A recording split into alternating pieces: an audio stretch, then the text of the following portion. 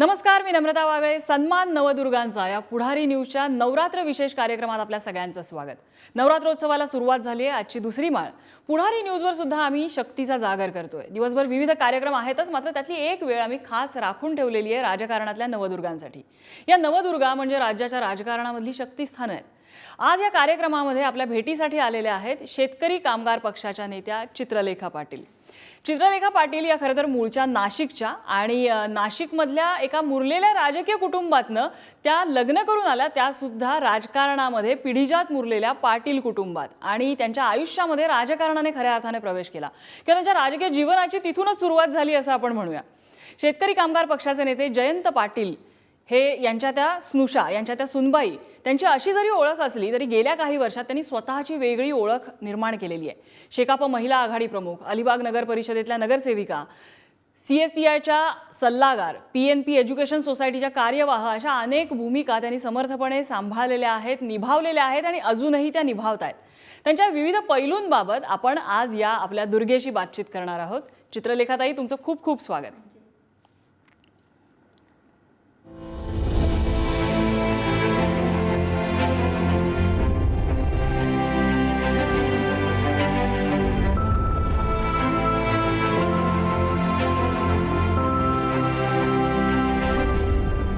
राजकारणातल्या नवदुर्गांपैकी आजची आपली दुसरी दुर्गा आहे चित्रलेखा पाटील.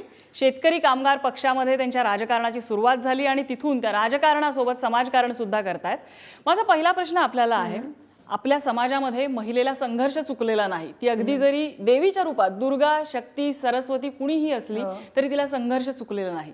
चित्रलेखा पाटील यांना कोणता संघर्ष करावा लागतोय? मला असं वाटतं संघर्ष पण करायला लागतो आणि संधी पण मिळते. मी याच्याकडे दोन्ही दृष्टीने बघीन. संघर्ष हा प्रत्येकाला आहे. म्हणजे राजकारण करते मी, आमच्यासारख्या छोट्या पार्टीच्या एखाद्या नेतीला पण आहे, प्लस एखादी अगदी हाऊसकीपिंग करणारी मुलगी तिला पण आहे. किंवा मला अलीकडे आठवतं, मी एका ठिकाणी एका मोहल्ल्यात गेले आणि एका महिलेने मला मिठी मारली. तर म्हटलं काय झालं? म्हणजे ताई, त्या दिवशी तुम्ही आम्हाला धान्य दिलं नसतं कोविडमध्ये तर माझ्याकडे अन्न शिजलं नसतं. तर संघर्ष तिच्या आयुष्यात पण आहे. तर संघर्ष हा कधीच आयुष्यात कोणाला चुकत नाही. आपण त्याला मात देऊ शकतो का? आणि विशेष करून महिलांना, कारण की मुळातच आपण किती म्हटलं आपला समाज सुधारलाय, पूर्वीपेक्षा खूप पुढे आलोय थँक्स टू महात्मा फुलेंसारख्या डाव्या चळवळींमुळे. पण अजूनही तो फ्रीडम आपल्याला नाही आहे जो पाहिजे. की 100% आपण व्यक्त होऊ शकतो का? 100% आपण राहू शकतो का? तर याचं खरं दुःख वाटतं, पण याचं उत्तर नाही असेल. आणि तोच संघर्ष ती महिलेच्या आयुष्यात रोज असतो असं मला वाटतं. तुम्ही डाव्या चळवळीचा उल्लेख केलात. तुम्ही मला आठवतं एका मुलाखतीमध्ये तुम्ही सांगितलं होतं कार्ल मार्क्स यांचा तुमच्या आयुष्यावर खूप प्रभाव आहे. कोणतं तत्व त्यांचं सर्वाधिक पाळावं असं वाटतं आपल्या समाजामध्ये, ज्याची सगळ्यात जास्त गरज आहे असं वाटतं? मला वाटतं सगळ्यात मेन तत्व आपल्याला आयुष्यात कार्ल मार्क्सनीच दिलं आहे ना, ते माणुसकीचं. म्हणजे अमेरिकेने त्याला फार वेगळं मिसइंटरप्रिटेशन्स दिले आहेत, पण मुळातच कार्ल मार्क्सनी या जगाला माणुसकीचा पाया दिला, अँटी स्लेव्हरीचा दिला, माणुसकीचा दिला. आणि माझ्यासारखी एक कार्यकर्ती ह्या माणुसकीच्या पायावर, सेक्युलरिझम पण काय आहे, सेक्युलरिझमचा पण बेस हा माणुसकीच आहे ना. तर त्याच्यामुळे मी प्रभावित आहे, राहणार आणि ह्यापुढे पण. सगळं राजकारण होत राहील, चालत राहील, पण सगळ्यात मोठा संदेश जो मी कोणाला देईन किंवा माझ्या ॲक्शन्समधनं जे मी करीन ते असेल माणुसकी. बरं, तुमच्या राजकारणाविषयी थोडंसं बोलूया. तुमच्या राजकारणाची सुरुवात माहेरी झाली की सासरी आल्यानंतर झाली? कारण मला माझ्या माहितीनुसार हेमंत टकले राष्ट्रवादीचे नेते हे तुमचे काका. तर तिथून काही धडे मिळाले की ऍक्टिव्हली राजकारणामध्ये लग्नानंतरच यावंसं वाटलं? नाही, माहेरी नाही झाली. हेमंत टकले माझे काका आहेत, ते खूप चांगले राजकारणी आहेतच, पण समहाव माझे वडील कायम बिझनेसमध्ये होते. बरं. तर आम्ही एका एकदम टिपिकल बिझनेस बॅकग्राऊंडमध्ये वावरलो. माझा म्हणजे हायर एज्युकेशन जर्नलिझम ॲडव्हर्टायझिंगमध्ये झालं. त्याच्यामुळे माझा प्रोजेक्ट रिपोर्ट TYचा हा गोधरा राईट्स होता. त्याच्यामुळे थोडंसं एक्सपोजर होतं समाजकारणाकडे, राजकारणाकडे. बरेच प्रोफेसर्स होते विल्सन कॉलेजमध्ये आमचे. पण ॲक्टिव्ह ग्रासरूट लेवल राजकारण जर म्हटलं तर ते जयंत भाईंचा बुके सांभाळून झालं. की ते आम्ही लहान होतो, माझं लग्न ना खूप लवकर झालं. तर भाई आमदार जयंत पाटलांना मजा वाटायची छोटे छोटे मुलं मुली. तर मी कंटाळायचे अलिबागमध्ये काय करायचं, कारण की मी जॉब सोडलेला आणि अलिबागला राहायला गेलेले. मग मी त्यांच्यावर गावोगावी जायचे, मला पण खूप मजा वाटायची. आणि मग त्यांचा बुके घेऊन आम्ही मागे गाडीत बसायचो आणि त्यांना असं सांगत राहायचो, हे असं झालं, या गावात तसं झालं. माझी सुरुवात तिथे झाली. बर, खऱ्या माध्यमकर्मी ते राजकारणी हे ट्रान्झिशन कसं होतं? हे ट्रान्झिशन सोपं होतं. मला कोणी फोर्स नाही केलं. जेव्हा मी जॉब सोडला तेव्हा मला भाई जयंत पाटील म्हटले की बऱ्याच गोष्टी आहेत ज्या मी तुझ्यासाठी ओपन अप करू शकतो. त्यांच्या डोक्यात राजकारण हा प्लॅन होता आहे, मला माहिती नव्हतं. तर तू थोडे दिवस जॉब सोडून बघ, तुला कसं वाटतंय, नाही तर तू परत जाऊन जॉब कर, परत माध्यमकरणी बघ. मोठ्या मीडिया कंपनीजमध्ये जॉब करत? मी झी बरोबर होते तेव्हा. पण मी ह्याला नव्हते, न्यूजला नव्हते, फिक्शनला होते. तर मग माझं इथे लग्न झालं, तर आमचा पण एक न्यूजपेपर आहे कृषीवल, तर तो मी बघायला लागले आमची. आणि तेव्हा काय आलं, नेमकं आमचे एक CEO होते, ते वारले. आणि आमची शिक्षण संस्था होती, जवळजवळ 7,000 ते 8,000 विद्यार्थी आहेत त्याच्यात. तर ते योगायोगाने मला बघण्याचा म्हणजे माझ्यावर भार पण पडला आणि तो म्हणजे एक ऑपॉर्च्युनिटी पण मिळाली. आणि मग मी तसं अलिबागमध्ये जास्ती माझी एंट्री झाली. कृषीवल सांभाळतानाचे कसे अनुभव होते? कारण ज्या प्रकारच्या माध्यमात तुम्ही काम केलं ते फिक्शन, एंटरटेनमेंट याच्याशी संबंधित होतं. कृषीवल हे मातीतलं दैनिक आहे. बरोबर आहे. तर तो अनुभव कसा होता? तो अनुभव चांगला होता आणि आज पण मी जास्ती त्याचं जे संपादकीय विभाग आहे ते संपादकांकडेच सोडते आणि जो बिझनेस पार्ट असतो तो मी बघते. पण चांगला अनुभव होता आणि मी शिकले, चांगल्या चांगल्या संपादकांसोबत मी शिकले. आणि आज तो बघताना आता डिजिटलायझेशन झालं आहे, इवन ग्रामीण वृत्तपत्र असला तरी त्याच्यात खूप डिजिटलायझेशन झालं आहे. तर हा प्रवास खूप चांगला आहे. तुम्ही अलिबाग नगर परिषदेच्या नगरसेविका आहात, तर निवडणूक लढवण्यापासून जिंकण्यापर्यंत आणि त्यानंतर ग्रासरूटच्या लोकांमध्ये वावरण्यापर्यंतचा हा प्रवास, त्याच्याबद्दल थोडंसं ऐकायला आवडेल. त्याच्यामध्ये असे काही वेगळे अनुभव आलेत का की मी इथे आले हे बरं झालं असं वाटणारे? दोन्ही आलेत. अनुभव चांगले पण आलेत, वाईट पण आलेत. दोन्हीबद्दल नशिबाने मला निवडणूक लढवायला नाही लागली, माझी बिनविरोध झाली. त्याच्यामुळे I got lucky may be, पुढे माहीत नाही. आणि ॲज फॉर ग्रासरूट लेवल ते मला वाटतं, ते मला खूप आवडतं करायला. मला खरं वाटतं की ज्या गोष्टींवरती माझा विश्वास आहे, ज्या ह्युमॅनिटेरियन व्हॅल्यूजवरती माझा विश्वास आहे, तो मला तिथे करता येतो. मला असं खूप वाटतं की भारत देशात खूप डिस्पॅरिटी आहे. एकीकडे खूप आहे आणि एकीकडे खूप नाही आहे. आणि हे जोडण्याचं काम खऱ्या अर्थाने शिक्षण करू शकतं. तर मला वाटतं मी एका मोठ्या कुटुंबातनं येते, एकदम सुशिक्षित कुटुंबातनं येते, एकदम फायनान्शियली साऊंड कुटुंबातनं माझा जन्म झाला आहे. तर मी तुम्हाला एक अनुभव सांगते. आम्ही लहान होतो ना, तेव्हा माझे वडील मला एका आश्रमात न्यायचे. तिथे दर अमावस्येला मी जेवण द्यायचो. त्या आश्रम अतिशय दुर्गम परिस्थितीत होतं. त्या पोरांना जेवण मिळायचं नाही मिळायचं अशी परिस्थिती होती. तर मी एकदा एका मुलाला चपाती वाढली आणि ती चपाती त्याने खिशात ठेवली. तर मी तेव्हा असेन 12 वर्षाची. तो व्हिज्युअल माझ्या डोक्यातनं जात नाही. मी त्याला विचारलं, तू चपाती खिशात का ठेवली? मी तेवढी पण हुशार नव्हते की मला ती हंगर प्रॉब्लेम कळायला. मी विचारलं, तू चपाती खिशात का ठेवली? तो बोलला, मला वॉर्डन रात्री जेवण देईल की नाही माहिती नाही, ही चपाती मला होईल. आज पण ग्रासरूटला काम करताना ही परिस्थिती आहे. आणि मला म्हणजे सॉरी टू से, म्हणजे I respect all news channels, पण आपण खूप वेगळ्या चर्चा करतोय आणि खूप वेगळ्या चर्चा झाल्या पाहिजे. ह्यांचा आवाज वरपर्यंत आला पाहिजे. ह्या मुलाचा जो खिशात चपाती टाकतोय, म्हणजे परवा आम्ही एक सायकल वाटप, माझी एक संस्था आहे जी सायकल वाटपाचा, सावित्रीच्या लेकी चालल्या पुढे नावाने सायकल वाटप करते. आम्ही स्टेजवर सायकल वाटत होतो. तो मुली जनरली खूप खुश होतात, मी एकदा बोलवीन तुम्हाला. तर एक मुलगी आली, तिने मला हक केला आणि रडायला लागली. छोटीशी असेल 5th-6th स्टँडर्डमधली. म्हटलं, तू एवढी का रडते? तर शी वॉज आनंद अश्रू होते. ती म्हटली, तिची स्टोरी मी मागवली, म्हणजे फॉर्म्स असतात ना आमच्याकडे, कोणाला सायकल दिली आपण. तर तिचे वडील जेलमध्ये होते. ती 90% मिळवत होती. तर तिची आत्या तिला कधी कधी पाठवायची शाळेत, कधी नाही, डिपेंडिंग ऑन त्या दिवशी आत्याकडे किती पैसे असतील. आणि तिला प्रचंड इन्क्लिनेशन होतं शिकण्याचं. आणि मग ती एक सायकल तिचं एवढं आयुष्य बदलू शकते की मला खरंच कुठेतरी वाटलं की आपण कमी पडतोय का इथे पोचण्याचं.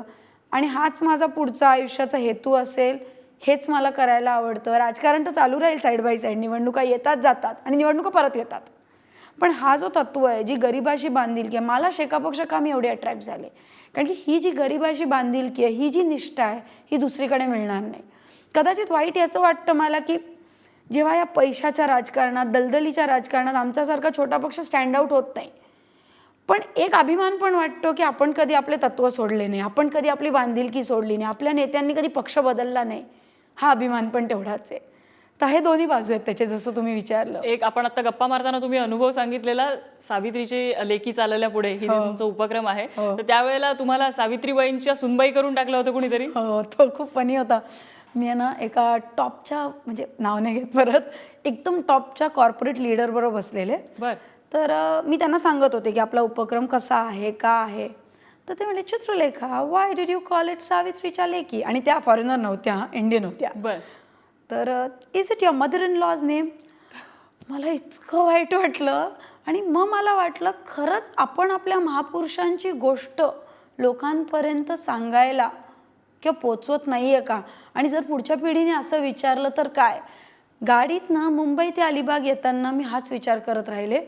पहिले मला हसू आलं, माझ्या टीम मेंबर्सना हसू आलं, पण नंतर आम्हाला रडू आलं.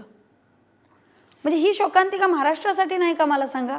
अगदी खरं. आणि त्या कोणी येड्या गबाळ्या नव्हत्या, एक टॉपच्या सुशिक्षित वकील होत्या. आणि त्यांना जेन्युनली सावित्रीबाई फुले कोण आहे माहिती नव्हतं. हे खूपच दुर्दैव आहे अगदी. म्हणजे ह्या बाबतीमध्ये खरं तर आपली हार म्हणायला हवी. आपण कमी पडतोय असं म्हटलं पाहिजे. अगदी अगदी. कोविड काळामध्ये तुम्ही केलेल्या कामाची बरीच चर्चा झाली, तर त्या कामाचा अनुभव कसा होता आणि त्यामधून कामाला एक वेगळी दिशा मिळाली, एक वेगळा आयाम मिळाला? कोविड काळात परिस्थिती एकदमच गंभीर होती. बर. तर तेव्हा आम्ही, आणि कायमच आमच्याकडे संघटनात्मक काम करण्याचं एक हे आहे. आणि आम्हाला जयंतभाई खूप मार्गदर्शन करतात कायम, की आम्हाला यंगस्टर्स, आणि वाव पण देतात की ते असं कधी करत नाही की स्वतः क्रेडिट घ्यायला येतात, पण ॲक्च्युली बॅकसीटवरून ते ऑपरेट करतात. उगीचच म्हणजे दुसऱ्याचं श्रेय आपण घेऊ नये. बरोबर. आणि तेव्हा आम्हाला त्यांच्यामुळे काम करण्याची संधी मिळाली. आम्ही घरोघरी पोचलो. जवळजवळ शेतकरी कामगार पक्षाच्या माध्यमातून, आमच्या वेगवेगळ्या संस्थांच्या माध्यमातून आम्ही रायगडमध्ये 7.5 लाख लोकांना अन्नधान्य वाटप केलं. बर. आता आमचं ग्रासरूट नेटवर्क चांगलं असल्यामुळे आम्हाला हे करणं शक्य झालं. कारण की कार्यकर्ते आमच्या गल्लोगल्ली आहेत, वाड्यांवर आहेत, पाड्यांवर आहेत, तांड्यांवर आहेत, उस्मानाबादसारख्या ठिकाणी ॲस्पिरेशनल डिस्ट्रिक्ट आहे ती. मग आम्ही वॅक्सिनेशन्स पण खूप मोठ्या प्रमाणात केले. बर. मग आम्ही इतर पण जो हॉस्पिटल काढलं, एक 20 दिवसात आम्ही हॉस्पिटल उभं केलं. तेव्हा आमचं एका कलेक्टरबरोबर खूपच भांडण झालेलं माझं पर्सनली. कशामुळे? परवानगी देत नव्हते. तर मी त्यांना म्हटलं, आणि शेवटी तेव्हाचे विद्यमान मंत्री माननीय राजेशजी टोपे होते, त्यांना मग जयंतभाईंनी त्यांच्या स्टाईलनी म्हटलं, मग लोकांनी रस्त्यावर मरायचं का? टोपे साहेब म्हटले, शांत व्हा, शांत व्हा, मी तुम्हाला परवानगी देतो. आणि खरं टोपे साहेबांनी तेव्हा आम्हाला परवानगी दिली आणि आम्ही हॉस्पिटल काढलं. आणि आमच्या सुदैवानी 400 लोक आम्ही तिथून बरे केले त्या हॉस्पिटलमधनं. आणि दिवसातनं 500 लोकांना आम्ही कुक्ड मील्स दिले. शाळेतल्या मुलांना टॅब्स वाटण्यासाठी तुम्ही मोठा इनिशिएटिव्ह घेतला. खूप प्रयत्न तुमचे त्यासाठी अजूनही सुरू आहेत. कोविडमधनंच कुठेतरी या संकल्पनेचा उदय झाला? कोविडमध्ये जे काम करण्यात आलं त्यामध्ये? नाही, एज्युकेशनमध्ये मी पहिल्यापासून काम करत होते. तर एज्युकेशन मला वाटतं सगळ्याची गुरुकिल्ली आहे, की शिकलात तर हे व्हाल. मला खरंच अरविंद केजरीवालांचं फार कौतुक वाटतं की जे ते शिक्षणाबद्दल जसं बोलतात, जे करतात, जे काम दिल्ली सरकारने केलं आहे. तर एज्युकेशनच सगळ्याची गुरुकिल्ली आहे. तर तेव्हा कोविडमध्ये आम्ही ग्रामीण भागात खूप काम केलं एज्युकेशनमध्ये. तर मुलं शिकत नव्हती आणि कशावर शिकणार? एकच मोबाईल असतो घरात. ते वडील कधी कधी कामाला घेऊन जातात. मग म्हणून आम्ही हा टॅब वाटप केला. सगळ्या मुलांपर्यंत काही आम्ही पोचू नाही शकलो, पण मला नेहमी वाटतं at least the glass is half फुल. आपल्याकडनं जितकं होईल तितकं आपण केलं पाहिजे आणि तो बदल केला पाहिजे. म्हणजे मला एकदा मी एक आफ्टरनून न्यूजपेपरमध्ये इंटरव्ह्यू देत होते, तर त्यांनी मला विचारलं, Chitralekha, there is so much, how can you fulfil everyone? तर मी नेहमी म्हणते की, म्हणजे गांधीवादी आहे मी, तर ते नेहमी म्हणते, be the change you want to see. Sir, do that little bit change you want to see for tomorrow. तुम्ही मगाशी राजेश टोपेंचं नाव घेतलं, त्यांचं कौतुक केलं. आता अरविंद केजरीवालांचं नाव घेऊन त्यांचं कौतुक केलं. म्हणजे असं दिसतंय की राजकारण्यांचं कौतुक करायला तुम्हाला पक्षाचे बॅरियर्स आडवे येत नाही. तर सेक्युलर आहे ना मी. तर तुमचा आवडता राजकारणी कोण? म्हणजे आवडता म्हणण्यापेक्षा जे पोटेन्शियल तुम्हाला स्वतःमध्ये बघायला आवडेल, पुरुष राजकारणी किंवा कुठच्या महिला नेत्याकडे तुम्ही बघून मोठ्या झालात की आपल्याला असं व्हायचंय? बरीच नावं आहेत. एक तर मला नितीन गडकरी साहेबांची स्टाईल खूप आवडते. He works like a CEO. म्हणजे एखाद्या कंपनीचे CEO कसे ऑर्डर करतात. पॉईंट हा नाही आहे की गव्हर्नमेंटकडे निधी नाही आहे. पॉईंट हा आहे की बाकीच्या भंपकगिरीमध्ये जाण्यापेक्षा तुम्ही काम करून कसं घेता. नंतर मी अरविंद केजरीवालांचं मगाशी नाव घेतलं. मी आमचे नेते भाई आमदार जयंत पाटलांचं नाव घेते, कारण की प्रचंड आत्मविश्वास, प्रचंड एक आज कसं आहे सगळे राजकारणी डिप्लोमॅटिक असतात, पण ते अजिबात डिप्लोमॅटिक नाही आहेत. जे बेधडकपणे बोलणारे, एक भूमिका बजावणारे असे नेते, आणि आम्ही त्यांच्या अंडर डायरेक्टली काम केलंय, तो ती अटॅचमेंट अर्थात वेगळी असणार. मीनाक्षीताई पाटील होत्या आहेत म्हणजे माझी मंत्री, त्यांची पण स्टाईल, कारण की त्या काळी म्हणजे मी ते नातेवाईक आहेत माझ्या, त्याच्यामुळे मी त्यांच्याबरोबर अनेक अभ्यास शिबिरं केली आहेत, सोबत त्यांच्या चर्चा केली आहेत, मंत्री पण राहिलेले आहेत. त्या काळी जे आरक्षण नव्हतं आणि त्यांच्यासोबत जर तुम्ही पण चर्चा केली, त्यांचं जे वाचन मनन चिंतन आहे ते खरंच म्हणजे त्या जमान्यासाठी खरंच उल्लेखनीय आहे. आरक्षणाचा उल्लेख तुम्ही केलात. महिलांना आता 33% आरक्षण केंद्र सरकारने आणण्याचं सुरूच केलेलं आहे त्यांनी. आता ते येईल कधी ते आपल्याला बघावं लागेल, पण अर्थात कायदेशीर प्रक्रिया आहे ती. पण एकीकडे असं होतंय की महिलांना 33% आरक्षण देण्याची भाषा केली जाते, पण प्रत्यक्षात जिथे महिला नेतृत्व म्हणजे मंत्रीपद, एखादी महिला मंत्री बनली किंवा एखाद्या महामंडळाची अध्यक्ष बनली, असं खूप कमी दिसते. म्हणजे अगदी केंद्राचाच विचार करायचा झाला तर केंद्रामध्ये 78 मंत्री आहेत, ज्यापैकी फक्त 11 महिला आहेत. म्हणजे 1/6 पेक्षा पण कमी ही संख्या होते. तर महिला म्हणून नेतृत्व स्वतःचं डेव्हलप करायला आपल्या राजकारणात अडचणी येतात. डेफिनेटली येतात, कारण की ते तुम्हाला एवढे सिरियसलीच घेत नाहीत. At the end of the day म्हणजे माझा दृष्टिकोन काय आहे, at the end of the day तुम्ही, मी किंवा समोरचे बसलेले कॅमेरामॅन किंवा माझा पी आपण कोण आहोत, we R 2 hands 2 legs and 1 brain. महिला पुरुष आपण नंतर बनतो ना, प्रोफेशनली आपण कोणीही असू शकतो, पण समाजाचा हा दृष्टिकोन नाही आहे ना. प्रचंड पुरुष प्रधान समाज आहे. कदाचित आज तो काळ गेला असेल की तुम्हाला किंवा मला शाळेत जाताना कोणी चिखल नाही फेकला, पण आजही खूप परसेप्शन वेगळं आहे की अरे ही करू शकते का. प्री कन्सिव्ड नोशन्स आहेत, एक ढाचा बनवलेला आहे की तो लीडर म्हणजे एक अल्फा मेलच असेल, आणि तो तोडणं फार अवघड असतं, आणि ती अख्ख्या समाजाचं परसेप्शन आहे. तर ते तोडणं एवढं सोपं नाही आहे. त्याच्यामुळे ज्या महिलांनी ते केलं आहे ना, खरं हॅट्स ऑफ आहे. आणि हे मला वाटतं अगदी मला मुलगाच हवा आहे ही जी मानसिकता अजूनही आहे across classes, castes and creeds, ही फार भयंकर आहे. आणि ही जोपर्यंत तुटत नाही ना तोपर्यंत तो 1/6च राहणार. आणि कुठेतरी त्याला एक पाऊल पुढे घ्यायला मला अभिमान वाटतो की मी एक अशा पक्षात आहे की आमची जेव्हा कार्यकारिणीची मीटिंग होते ना, ॲक्टिव्ह 7, 8, 9 महिला असतात. आणि आमच्या पक्षांनी मंत्रिपद अशा महिलांना दिल्या जेव्हा आरक्षणाचा विषयही नव्हता. मी म्हटलं ना माझं शेकापवर प्रेम काय आहे, तर तिथे महिलांना स्पेस आहे. म्हणजे सगळा परसेप्शनचा मुद्दा आहे, तो परसेप्शनचा तोडला पाहिजे. आणि मला नेहमी म्हणते तुम्हा आणि आम्हा सारख्यांना पुढे येऊन तो परसेप्शनचा मुद्दा तोडला पाहिजे, म्हणजे अक्रॉस पार्टीज, नॉट जस्ट हे अक्रॉस पार्टीज. सगळ्याच पक्षामधल्या महिला नेत्यांना एकत्र येण्याचा विचार केला पाहिजे. प्रोफेशन पण, कारण की राजकारण जसं हे राजकारण आहे तसं तुमचं न्यूज मीडियामध्ये पण. फक्त मी किती बघते, मला का समोर महिला कॅमेरामॅन नाही दिसत, का समोर महिला फोटोग्राफर्स नाही दिसत, फक्त अँकरच महिला दिसते. आमच्या टीम मध्ये महिला कॅमेरा पर्सन्स आहेत. That's very good. पुढारीचं कौतुक केलं पाहिजे त्याबद्दल. परसेप्शन तोडणं, आता परसेप्शनच्या बाबतीत अगदी नजीकच्या काळातलं मला अगदी रिलेव्हंट उदाहरण द्यावं असं वाटतं ते म्हणजे नागपूर खंडपीठाने नोंदलेलं जे निरीक्षण होतं की तोकडे कपडे घालणं हे अश्लील नाही. म्हणजे कोर्टाला सांगावं लागणं इतकी वेळ येते आपल्या सोसायटीमध्ये. तुम्ही समाजात फिरत असता, म्हणजे तुमचं शिक्षण मुंबई, पुणे, नाशिक सारख्या मोठ्या शहरात झालं असेल, यू आर मॉडर्न गर्ल, पण ज्यावेळेला ग्रासरूटमध्ये फिरताना लोकांमध्ये तुम्ही ज्यावेळेला वावरता त्यावेळेला असे काही अनुभव आलेले आहेत, कपड्यांवरनं परसेप्शन केलं जातं? हे खूप अनफॉर्च्युनेट आहे की आपल्याला ना लोकांनी स्टिरियोटाईप केलं आहे की एक हाऊसवाईफ आहे तर तिने असं राहिलं पाहिजे, एक राजकारणी आहे तिने असं, एका न्यूज अँकरनी तसं. एक महिला एक मनुष्य आहे, ती आई असते, ती मुलगी असते, ती तिच्या प्रोफेशनल असते, जे काय ती करते, ती प्रेयसी असते, ती बायको असते, ती मैत्रीण असते, ती एका कॉफी शॉपमध्ये शॉर्ट्स आणि टी शर्ट घालून जाऊ शकते. आणि याचा चूक काय? मला खरंच ते कर्नाटकमध्ये ज्या आमदार निवडून आल्या ना त्यांचं फार कौतुक वाटलं, आणि लोकांचं कौतुक वाटलं ज्यांनी त्यांना मत दिलं. मग तुम्ही पाहिलं असेल, कदाचित तुम्हाला माहिती असेल की त्या प्रचंड ग्रामीण मतदारसंघात त्यांचा वावर होता, आणि त्यांना एका विरोधक पूर्ण मेल शॉव्हिनिस्ट लोकांनी ट्रोल केलं, आणि त्यांना वाटलं हिच्याबद्दल असं बोलून हिला आपण पाडूयात इलेक्शनमध्ये. आणि त्यांचा एक व्हिडिओ व्हायरल केला ते, आणि त्या खूप क्यूट व्हिडिओ होता. त्या एका स्पगेटी ड्रेस घालून आपल्या मुलीबरोबर डान्स करत होत्या 4 वर्षाच्या. त्यांनी एक व्हिडिओ बनवला त्यांच्या आणि त्यांच्या टीमनी की ह्याच्यात चूक काय, महिला म्हणून आम्हाला स्वातंत्र्य नाही का. बर. आणि नंतर ॲनालिसिस असं आलं की जो 4,000चा लीड त्यांना अपेक्षित होता तो 30 ते 40,000 वर गेला, कारण की महिलांना हे फ्रीडम हवंय. बायका सगळ्या एकवटल्या, म्हणजे बायका महिला सगळ्या सगळ्या एकवटल्या आणि त्यांना तिथे. मत दिलं. मला एवढं बरं वाटलं ना तो व्हिडिओ बघून. आणि हे झालं पाहिजे, कारण की त्या त्यांच्या मुलीबरोबर डान्स करतात, but she might be very efficient in her office.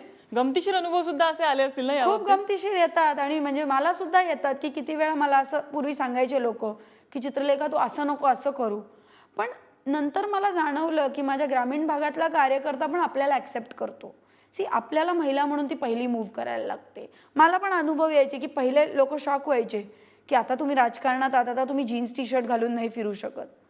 म्हटलं माझं काय मन किंवा माझं लोकांसाठी जी कमिटमेंट एक जीन्स घालून किंवा टी शर्ट घालून बदलत नाही, आणि तो माझा स्वतःचा अधिकार आहे आणि तो असलाच पाहिजे. आणि आता तो ऑल द मोर घालीन जर कमेंट करणार असाल तर. मी 4 मतांसाठी किंवा 5 परसेप्शनसाठी घाबरत नाही. म्हणून बाई पण भारी रे देवासारखे पिक्चर चालतात ना. महिलांना ते ब्रेक थ्रू करायचे आहेत, पण सगळे तुमच्या माझ्यासारखे डेअरिंगने न करत कॅमेऱ्यावर बोलायचं.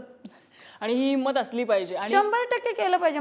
इनफॅक्ट तुमच्या चॅनलच्या माध्यमातून सांगते, महिला तुम्ही आहात, तुम्हाला हवं ते घाला, हवं ते करा, फक्त लॉच्या कायद्याच्या ह्याच्यात करा, चौकटीमध्ये करा, आणि दुसऱ्याला त्यांनी हार्म नाही झालं पाहिजे. आणि आत्तापर्यंत तरी कायदा हे सांगत नाही आपल्याला की अमुक एकच घाला.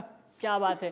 नवरात्र आहे, शक्तीचा जागर आपण करतोय, आणि एक खूप छान त्यांनी संदेश दिलेला आहे की स्त्रीने आपल्या आतली शक्ती ओळखली पाहिजे, आणि तर ती शक्ती आहे, ती शक्ती स्वतः वृद्धिंगत केली तरच त्या महिलेसमोरचा जो रस्ता असणार आहे, ती पायवाट तिच्यासाठी मोकळी होऊ शकणार आहे. चित्रलेखाताई, खूप खूप धन्यवाद.